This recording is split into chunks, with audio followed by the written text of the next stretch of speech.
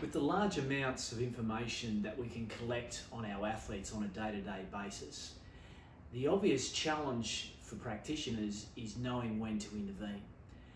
Obviously, when you're measuring things, a lot of the time the tendency is to jump in, change the program and intervene straight away.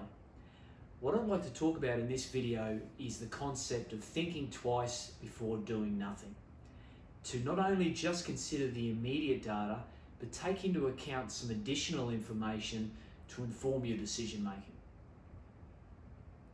If we look at this graph again, we can see the relationship between the acute-chronic workload ratio and injury risk. And it's very clear to see that on average, when we spike our athletes' workload, the risk of injury increases.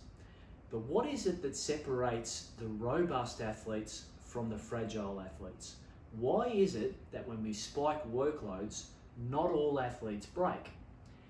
If we look at each one of these dots on the screen and consider them like an athlete, you can see that some athletes are theoretically in the danger zone, yet their risk of injury is close to zero. Equally, we have other athletes who are theoretically in the sweet spot, yet their risk of injury is really high. So again, what separates those robust from fragile athletes? Well, the thing that separates these athletes is something we call moderators. A moderator is something, it's like a go-between factor that moderates, or is a factor that is in between load and injury. For example, we could take aerobic fitness as a moderator and consider that as a moderator. If we have two athletes with the exact same spike in workload, the athlete with poor aerobic fitness will have an increased risk of injury when exposed to that spike in workload, whereas the athlete with well-developed aerobic fitness will be protected against injury when exposed to that spike in workload. Now, there's a lot of moderators that we've uncovered for high-intensity intermittent sports.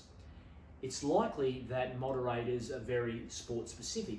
So a moderator for a weightlifter might be strength, and it could be completely different from the moderators for, say, a marathon runner, where aerobic fitness might be more important. But if you go to the next slide, you can see that there's a number of moderators that we've uncovered. We know that age is important. We know that injury history is important. We know that training history or chronic load is important, and we know that strength and aerobic power are important. So let's say, for example, we have two athletes with the exact same spike in workload. We've spiked their acute chronic workload ratio and they're both high. We could panic, the coach, and shut both of those athletes down, or in the classic way of interpreting the data with a lot of information together, we think twice before doing nothing. We take a look at some of the extra variables that could impact on injury risk, and we look at the background moderators. So let's say we have these two athletes, they both have the exact same spike in workload. Athlete A is really young. He has a very long injury history, and because of that he has a poor training history, and because of that he has poorly developed strength and aerobic fitness.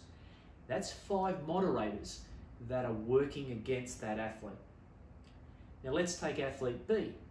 He's not young and he's not super old. He's in the middle of his career. He's got a very short injury history, and because of that he's been able to train consistently, and because of that he has well-developed strength and aerobic capacity.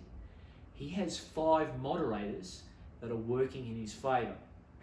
So when you compare those two athletes, the only thing that's similar between those two athletes is the acute chronic workload ratio. Everything else about those athletes is different. So of course, we have to manage those two athletes differently. So hopefully you can see from this that it's not just about the acute chronic ratio, it's not just about load. We need to take into account other information when interpreting data to make the best decisions for our athletes. We need to think twice before doing nothing.